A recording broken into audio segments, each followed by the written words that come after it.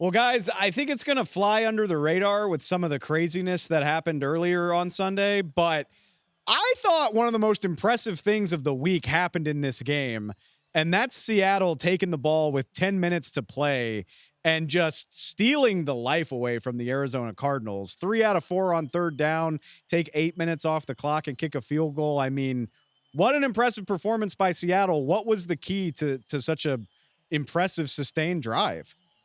And this is back-to-back weeks, right, that they've had key drives. It was a quick strike last week in San Francisco with Geno Smith's touchdown against the Niners, and now this week, something that you talked about, you have to be able to move the chains. They did it through the air, and then when they needed to the most, they finally got it on the ground. They finally got to that run game. I was mentioning multiple times. I'm like punching Adam in the booth, looking at him every time they throw the ball with the clock winding down, like, dude, these guys got to run the ball. They finally got to it a little bit. But this team is just more comfortable throwing the ball around, whether it's screens or gimmick plays on first and second down, whatever it takes. You got to, tailor your system offensively to the players you have. That seems to be what they want to do, and they got away with it again.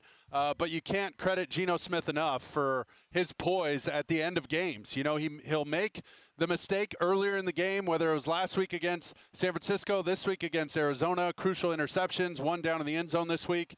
And then he comes back and he turns into this fourth quarter absolute monster and puts the team on his back and figures it out. It's been fun to watch. I think there was some individual effort, too, around him. DK Metcalf got open on a play that looked like it was going to be dead. Jackson Smith and schoolyard stuff. Jackson Smith and Jigba had to fight through a couple of tackles to get a first down on that drive, one of those 3 that you mentioned, and then Charbonnet late in the game to get one as well. So some good individual effort around Geno, too, Dave.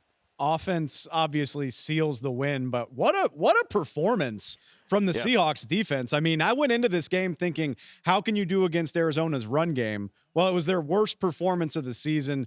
Mike McDonald's got to be so encouraged about this last 2-3 weeks, the corner that the Seattle defense seems to have turned.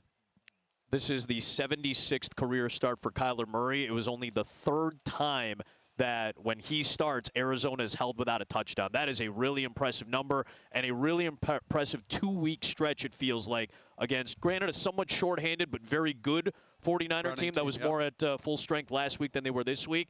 And then to do it against Arizona, that had been rolling during their win streak. And they had been giving up a ton on the ground. The Seahawks defense, that is. You could tell they tightened things down during their bye week and started to figure this thing out.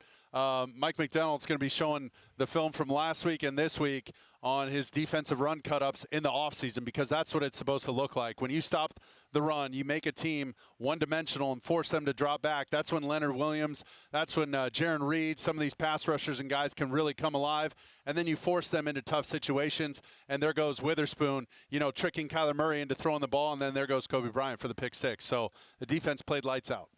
As we're recording this, we'll see what happens with the LA Rams. But regardless, no matter what, Seattle's got a share of the division lead, looking alive and well. Man, this is going to be a fun division race down to the finish. Guys, I appreciate it as always.